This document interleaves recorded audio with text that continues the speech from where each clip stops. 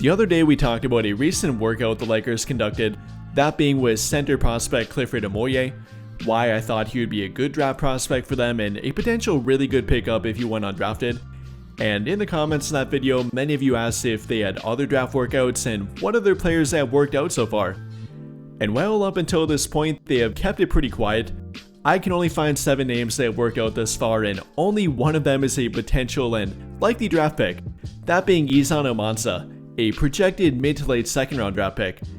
And for their total draft pick list so far, or draft workout list, they have worked out 2 guards so far, one of which being Lamont Butler, a point guard, number 2 being Isaac Nogues, a point guard shooting guard combo that played in the G League last season. Then for their wing targets, and both of them are power forwards, one of which being CJ Huntley, more of a wing player but is 6'10", the other one again being Izan Omansa, kind of a power forward center hybrid but not quite big enough to be a center quite yet, so more so a power forward.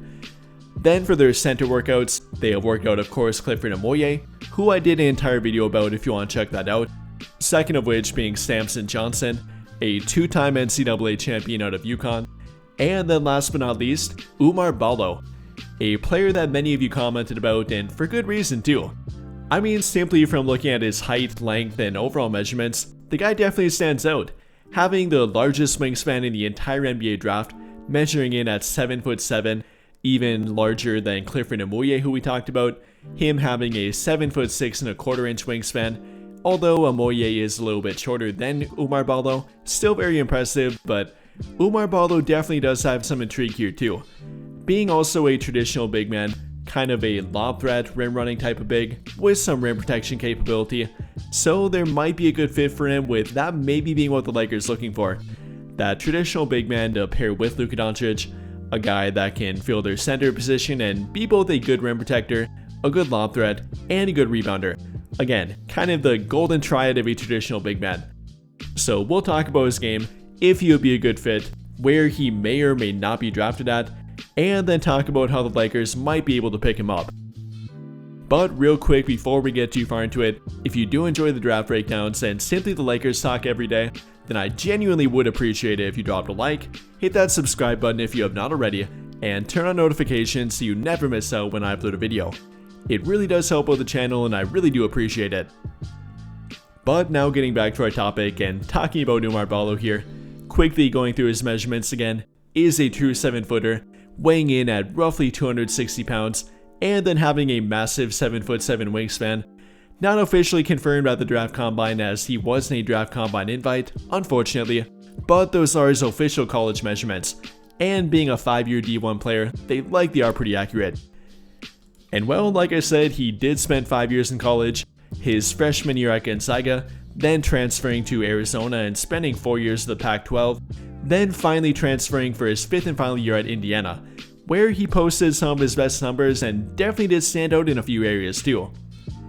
During his 5th and final year, put up roughly 13 points per game, 9 rebounds per game, over 1 block per game, led the entire Big Ten in field goal percentage with a 62.3% field goal percentage, and also leading the Pac-12 in field goal percentage in both 2022-23 and 2023-24. So yeah, the guy's very efficient, even though pretty much the entirety of his shots come directly at the rim.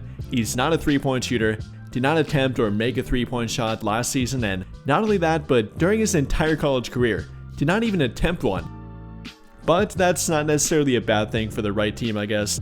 If you're not looking for a floor spacing big, more so looking for just a dump off guy and then a lob threat, Oumar Ballo can fit that.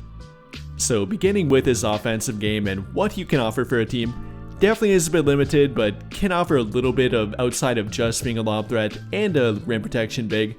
Does have a decent touch around the rim. I mean, you don't have a 62.3% field goal percentage, lead the entire D1 level or his conference level 3 times in a row without having a semi-decent touch. Can be a decent low post scoring threat, probably won't do much of that at the NBA level, but he did show some of it at the college level. Like I said, put up 13 points per game last season. His career high came in 2022-23 with Arizona, putting up roughly 14.2 points per game, or per 40-minute average, roughly 20.5 of them per game. So does have a decent touch. Wouldn't say he has a massive offensive bag, and don't expect him to pull out dribble moves or anything like that, but isn't going to be a major low post scoring threat, is more so a limited big on offense. And I guess the last thing worth mentioning, or two things I guess, one green flag and one red flag. The green flag being the passing ability and showing some minor improvement during his 5th year, averaging a college career high of 2.1 assists per game to roughly 2 turnovers per game. Showing a little bit of passing ability, becoming a little bit more confident in the high posts and not simply getting tunnel vision and trying to score or put back everything around the rim, but then actually looking for his teammates a bit too. However, then for the red flag, I would point to his free throw shooting. Only shot 56.5% in college at the free throw line, indicating that he likely won't become a 3-point shooter or even a mid-range shooter, and likely has a long way to go or completely change up his shooting form at the NBA level, which might eventually become a problem if he would become a starting level big. You know, at that point, he might get fouled in the 4th quarter and might become a liability at the free throw line. So also a red flag there with him. But then moving toward his defense, and there is quite a bit to like about him here as well. Number one simply being rim protection, and that's not a surprise with that massive 7'7" wingspan. Is a good shot blocker, is a good last line defense. Again, averaging 1.3 block shots per game this season, and also in the past 2 before this one as well. Making Pac-12 all defense twice, not making the all defensive team in the Big Ten this season, but definitely proved to be a pretty solid defender, which likely will translate to the NBA level. Now he's not the most switchable big in the world.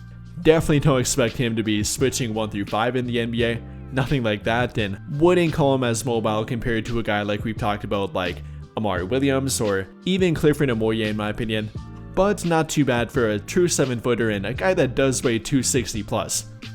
And throughout college, he did have a 5.3% block rate, not quite elite but pretty darn good, comparable to a guy like Clifford Amoye who we talked about, not quite as good compared to guys like Yannick Niederhauser or Amari Williams who we've also talked about, but pretty good nonetheless. And with his competition level, playing 4 years at a very high competition level at both Arizona and Indiana, playing in the Pac-12 and Big Ten respectively, that's some pretty good competition, and putting up that kind of block rate is pretty impressive. And even apart from that, did lead the entire Pac-12 in defensive win shares last season, back in 2023-24, also pointing to him being a good last line of defense and making a good impact on defense. And well, if I had to rank the bigs we've talked about on defense and then put Oumar Ballo within that ranking, I'd probably put him somewhere right in the middle. Ranking in order of guys probably like Yannick Niederhauser, Amari Williams, probably then Clifford Amoye, then Oumar Ballo, and then followed by Rocco Zikarsky, Maxime Reynaud, and Hansen Yang. So again, kind of somewhere in the middle, being pretty good, a little bit lacking on defense in regard to switchability and overall mobility, but definitely not lacking for height and length, not lacking as a rim protector, or as an overall last line defense. But then last but not least, gotta talk about rebounding. Obviously a very important factor for a big, and definitely for a traditional big like Oumar Ballo himself, and he definitely did prove to be a good rebounder. Like I said, averaging 9.1 rebounds per game this season, translating to roughly 13 per 40 minutes, and in his 5-year college career did have an impressive rebounding rate, over 13 rebounds per 40 minutes, and definitely showing to be a good rebounder that knows how to use his height, length, and size to get good positioning around the rim, which you obviously like to see. And overall here with Oumar Ballo, going through the pros and cons here with him, pros I would say again would be rebounding, rim protection, then having a soft touch around the rim, also being a good dump off guy, and a pretty solid lob threat, albeit not as good compared to other guys we've talked about, not quite an elite vertical athlete, but obviously with his height and length, the massive reach, and being a decent athlete, he does project to be a pretty good lob threat. Then for the cons, definitely would point to free throw shooting or lack thereof, also with 3-point shooting or lack thereof, and then simply being a bit capped on his overall potential. You know, doesn't have shooting potential, is a 5-year college player and is a bit more near his ceiling than other younger prospects, and might not have as much room to grow overall. All in all though, I do like Oumar Ballo, and especially for an undrafted player, which is his likely projection as of right now. I've seen drafts with him maybe being a late 2nd round draft pick, but even more likely to go undrafted. and at that point the Lakers could pick him up via two-way contract or invite him to their summer league team and maybe not even have to give him a two-way contract right away. And for a team like their team with a whole bunch of room for centers to potentially make the team and a lot of playing time potential, I think that would be a pretty attractive offer. So with that in mind here, what do you guys think?